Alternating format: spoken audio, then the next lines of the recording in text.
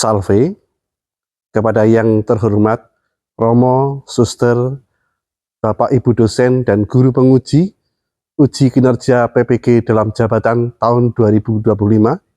Perkenalkan, saya Julius Rili Andoko.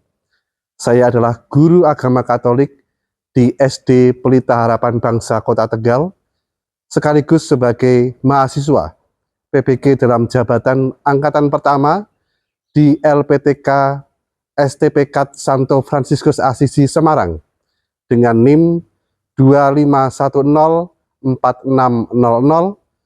Pada hari ini, Rabu 7 Mei 2025, saya akan melaksanakan uji kinerja di SD Pelita Harapan Bangsa pada kelas 6 dengan tema bertindak menurut hati nurani. Berikut ini uji kinerja saya. Mohon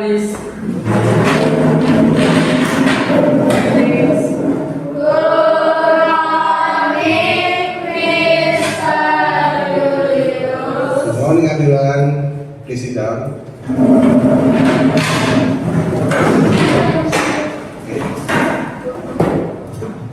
Ya, anak-anak semuanya, setelah kemarin pertemuan terakhir kita sudah mengenal apa itu hati nurani. Ya. Hari ini kita akan melanjutkan tentang bagaimana hati nurani itu bekerja. Dan bagaimana seseorang itu bisa berguna dengan hati nuraninya, bahkan bisa mengingkari hati nuraninya. Ya. Nah, tapi sebelumnya, mari kita awali pertemuan kita dengan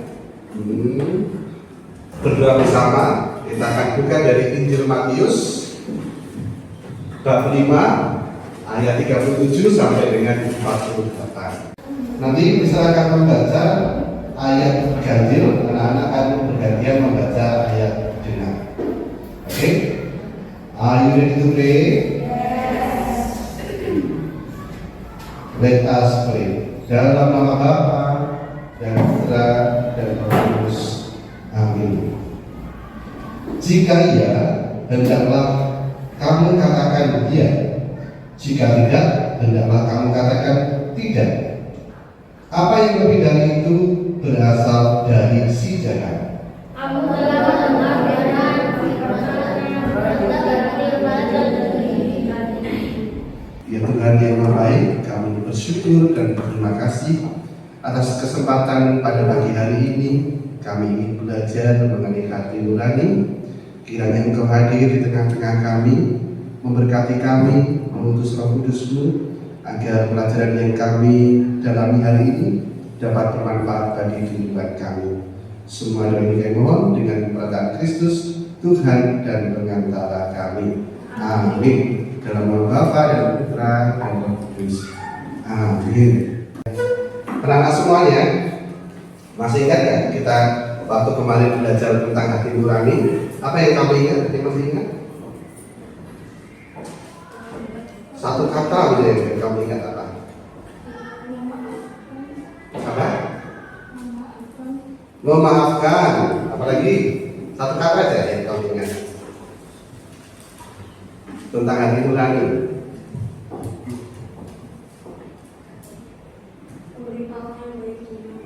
Memberitahu yang baik dan buruk. Ya, berarti apa lagi?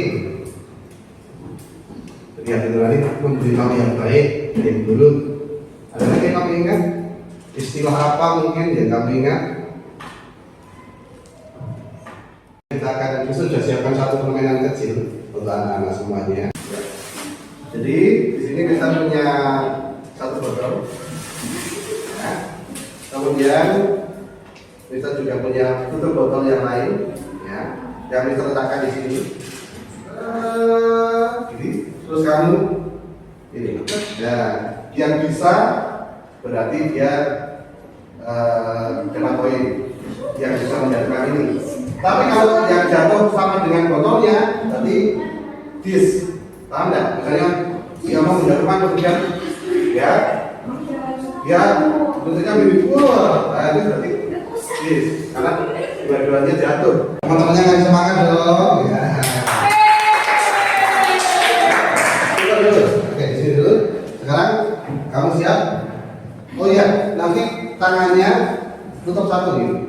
Terakhir ditutup. Terakhir ditutup, kamu pulang, kemudian baru di apa seperti ini tak ya. Oke. Hitungan ketiga, muternya satu kali. Ya. 1, 2, 3, muter. Sekarang. Oke. Ya. Oke. Ya. 1, 2, 3, ya. Oh,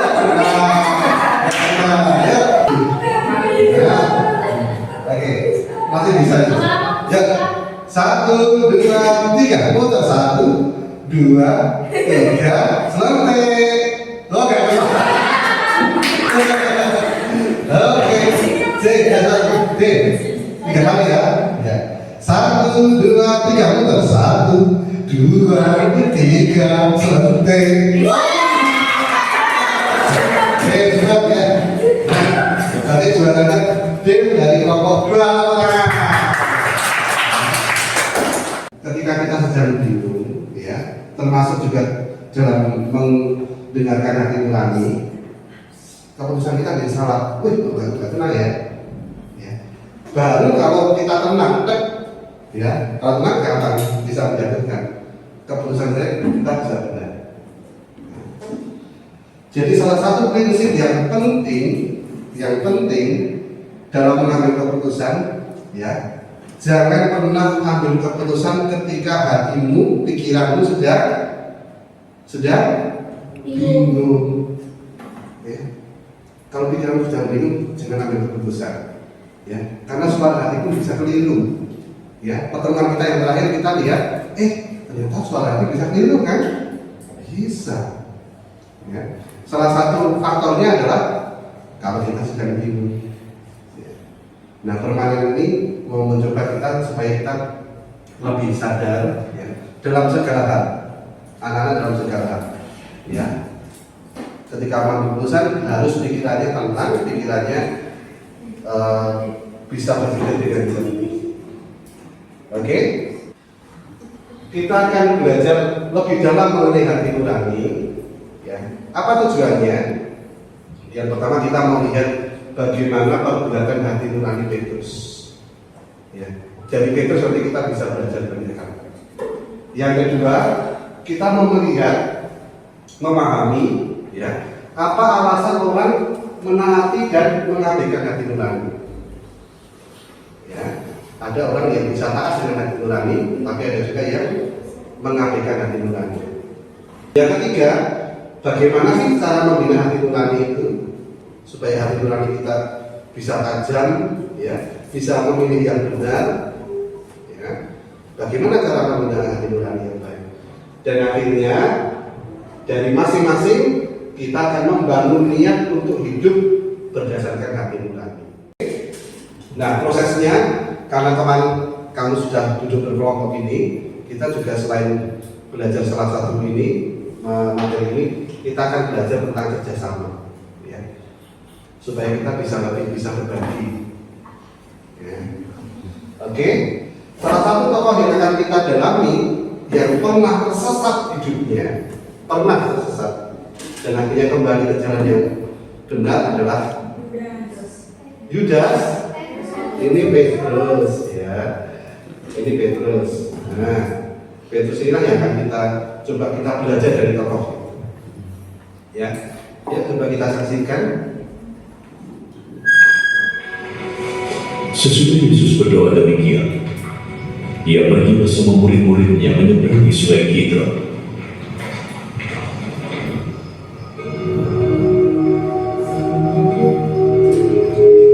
Di situ ada sebuah taman.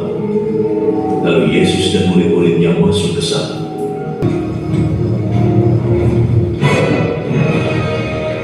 Yudas sang pengkhianat tahu tempat itu.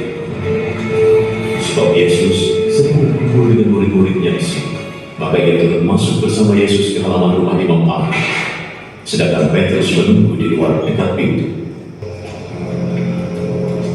Lalu murid lain itu kembali keluar, bicara dengan wanita penjaga pintu dan membawa Petrus masuk. Kami Tidak, bukan itu. Udaranya dingin, jadi para pelayan dan pengawal menyalakan api alam dan mengelilinginya untuk menghangatkan tubuh. Maka Petrus ke sana dan berdiri di sana, menghangatkan tubuh. Orang-orang berkata kepadanya, "Bukankah kau adalah salah satu murid orang itu?" "Tidak, bukan." Tapi Petrus menyangkalnya. Seorang hamba Imam Agung, kerabat dari orang yang telinganya dipotong Petrus, berkata, Bukankah kau bersama dia di taman itu? "Tidak." Saat itu juga ayam jantan berkokok.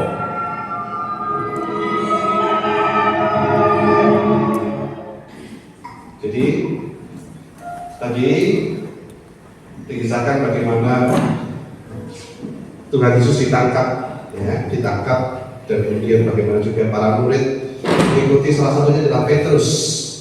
Ya. Nah, sekarang nanti berkelompok, nanti kita akan berdiskusi dan mencoba untuk memecahkan beberapa pertanyaan di sini. Ya. Mister bacakan dulu pertanyaannya, baru nanti Mister akan bagikan kepada masing-masing.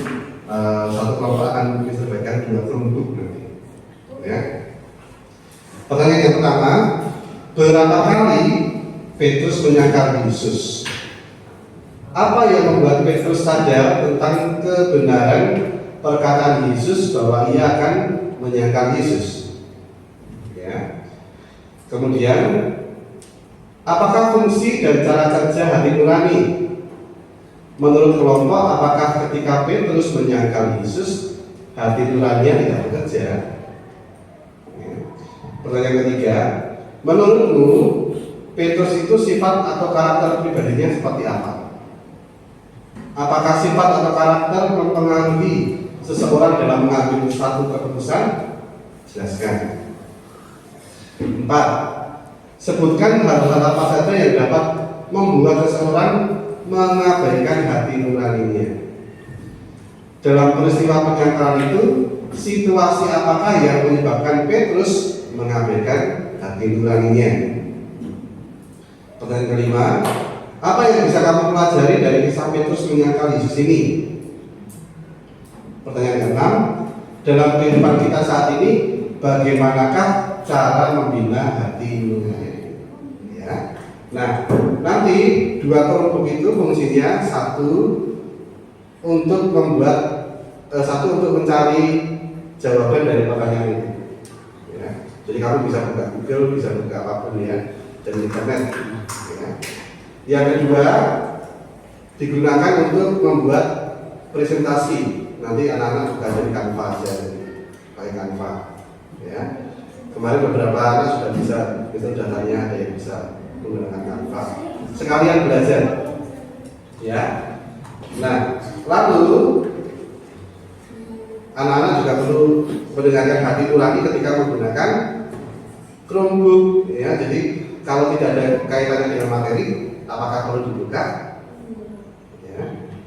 Jadi kita membuka Chromebook sesuai dengan tujuannya. Jadi tidak usah cari skin Mobile Legends apa ya. Nah. Oke, jelas ya? Misalkan bagikan Chromebooknya. Oh iya, sebelumnya nanti misalkan beri waktu 30 menit untuk anak-anak menjawab ini. Lalu setelah itu kita akan presentasi kelompok, ya presentasi kelompok. Nanti maju, kemudian akan presentasi menggunakan proyektor. Ya. Ada satu yang menjadi non-tulis kayak kemarin. Ada satu yang jadi moderator. Ada 2 atau 3 yang presentasi.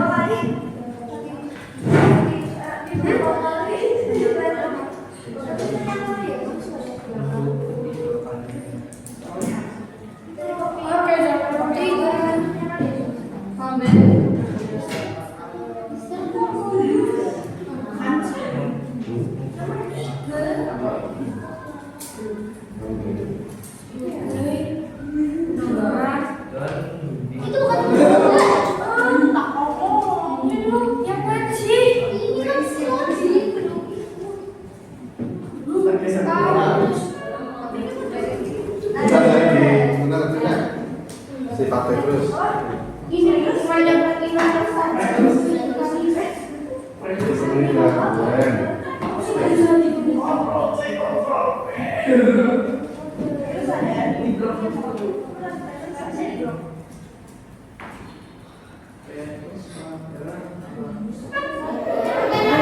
usah tulis pertanyaannya. Ya, tidak usah tulis pertanyaannya ya. Nanti di sana sudah ada pertanyaannya.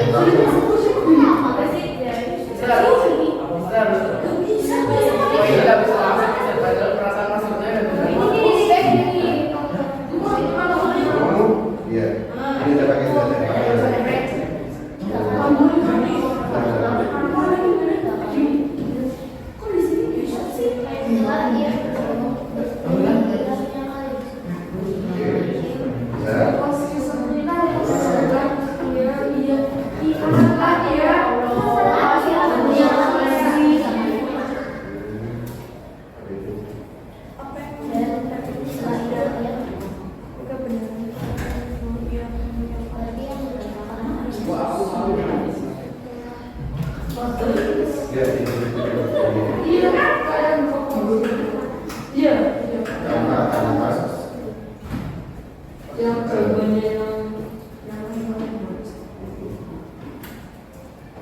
diperbesar ya tulisannya ya nanti ya.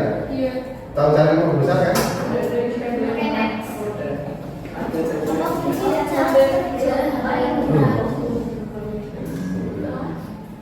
Lagi saya ucapkan kepada Mr. Julius dan teman-teman semua.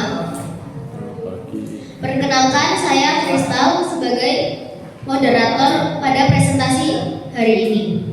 Presentasi akan dibagi menjadi dua bagian. Yang pertama adalah pemaparan hasil diskusi kelompok dengan waktu maksimal 6 menit. Dan yang kedua adalah tanya jawab dengan waktu maksimal 4 menit. Total seluruhnya 10 menit.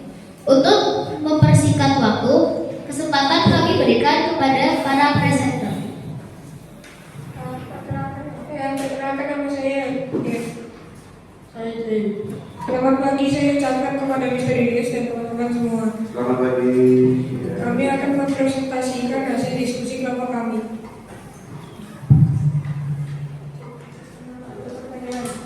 Apakah Petrus Berapa kali Petrus menyangkal Yesus? Apa yang membuat Petrus sadar tentang kebenaran perkataan Yesus bahwa ia menyangkal Yesus?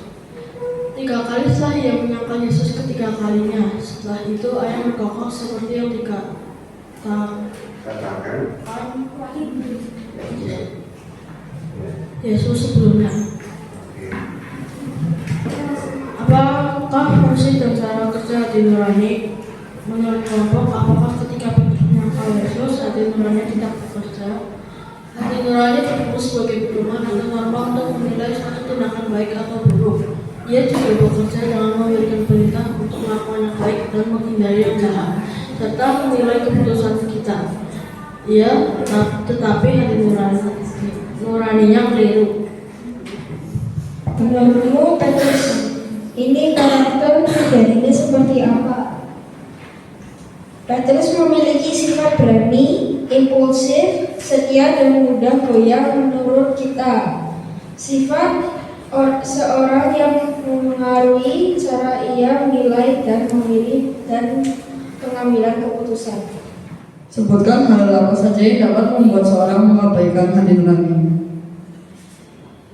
Pengaruh negatif seperti media teman atau budaya, ego atau kondisi pribadi, dan juga takut kehilangan sesuatu. Dalam peristiwa penyangkalan itu, situasi apakah yang menyebabkan Petrus mengabaikan hati nuraninya? Petrus mengabaikan hati nuraninya karena rasa takut, kelemahan sosial, dan juga kelemahan manusiawi. Apa yang kamu bisa pelajari dari kisah Petrus menyangkal Yesus ini? Dari kisah Petrus menyangkal Yesus, kita bisa belajar bahwa iman bisa goyah dalam tekanan, tetapi kasih Tuhan tetap setia dan penuh pengampunan. Kesalahan bukan akhir, melainkan kesempatan untuk bertobat, bangkit, dan menjadi pribadi yang lebih kuat. Dalam kehidupan kita saat ini, bagaimanakah cara membina hati nurani? Membina hati nurani dapat dilakukan dengan belajar nilai moral, refleksi diri, memilih lingkungan baik, mendekat pada Tuhan, melatih empati, dan berani memilih kebenaran. Demikianlah presentasi kami. Terima kasih sudah mendengarkan. Demikianlah presentasi dari kelompok. Mari kita beri tepuk tangan.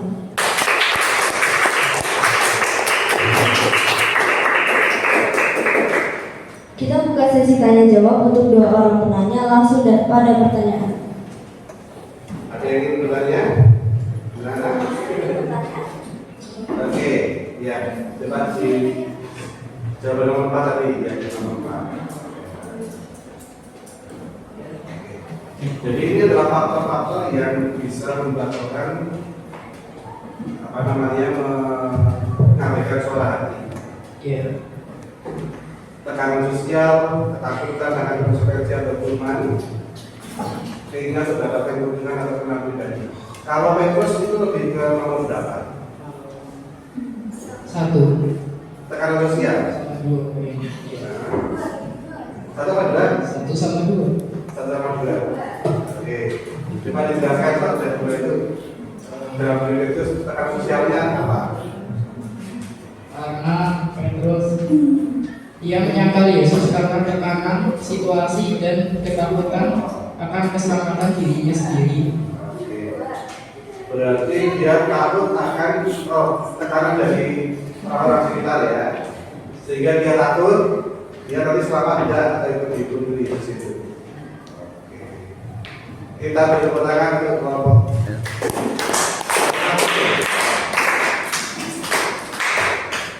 Demikianlah acara presentasi dari kelompok telah selesai.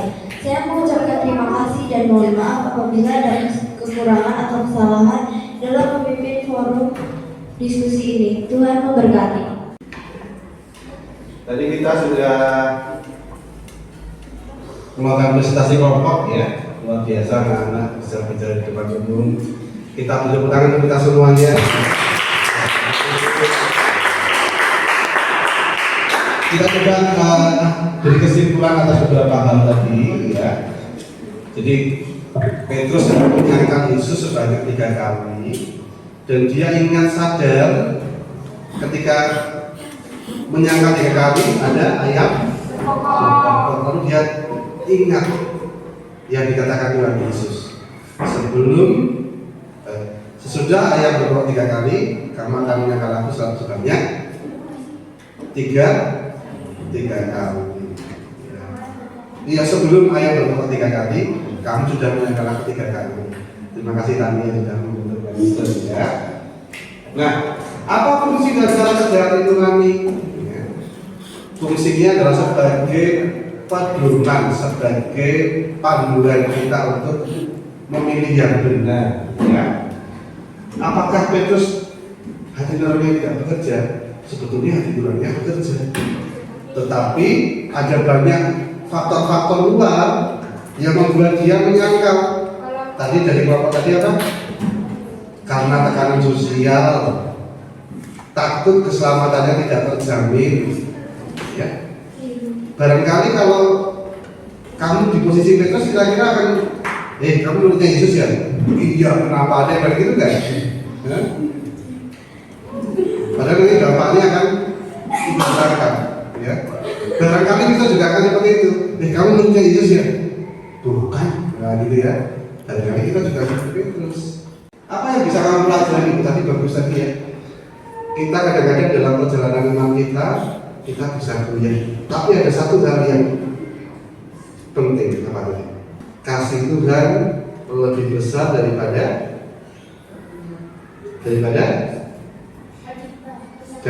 dosa-dosa kita, daripada kesalahan kita. Yang penting kita punya sikap tobat. Maka bisa kemarin kagum ada beberapa anak yang sudah mengaku dosa, ada mengaku dosa lagi. Luar biasa, bisa kagum sekali anak. Ya, mengaku dosa itu tidak menakutkan, justru membuat hati plong. Ya. Membuat hati plong. Ya. Sehingga kita lebih ringan dalam menjalani hidup. Ya, bagaimana cara kita membina hati nurani? Tadi bagus ya, membaca Alkitab tadi, yang bagus. Ya, apalagi tadi? Sering berkomunikasi dengan Tuhan. Iya, berdoa, sering berkomunikasi dengan Tuhan. Ada lagi tadi? Mengikuti pelayanan kasih bagus. Apa lagi? Iya. Jadi tidak sombong, gitu ya, punya sikap rendah hati. Ya. Ya, itu yang perlu kita tanamkan dalam diri kita. Nah, sebagai sebuah refleksi untuk kita, ya tadi ini ya. Nah, jadi kita perlu menggunakan hati nurani di dalam keputusan kita. Nah, pertanyaannya ya kepada anak-anak semua, apakah anak-anak akan menggunakan hati nurani dalam membuat keputusan? Ya? Iya. Iya dong. Ya. Kita belajar kalau nggak ada manfaatnya rugi dong, ya kan? Menggunakan hati nurani kita, ya. Ya. Apakah anak-anak juga akan lebih dekat dengan Tuhan dengan membaca Alkitab supaya hati nurani kita semakin tajam? Iya.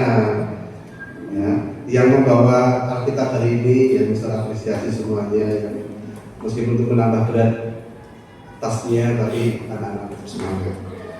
Ya, jadi salah satu hal yang penting untuk kita juga ya adalah kita terbiasa untuk hening, supaya kalau air itu bergejolak atau kebingungan tadi ketika muter mau gini nggak kena tadi, ya.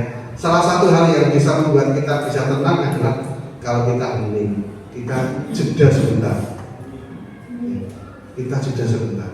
Misalnya ketika kamu marah, jeda paling tidak 3 detik. 1, 2, 3. Nah, jangan langsung mengucapkan kata-kata yang bisa menyakiti orang lain.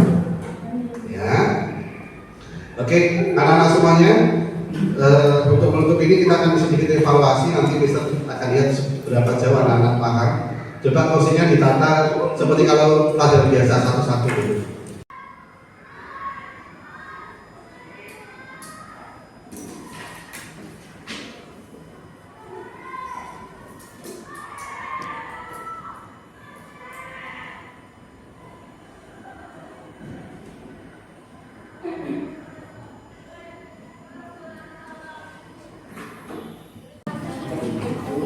Oke, anak-anak semuanya, ya.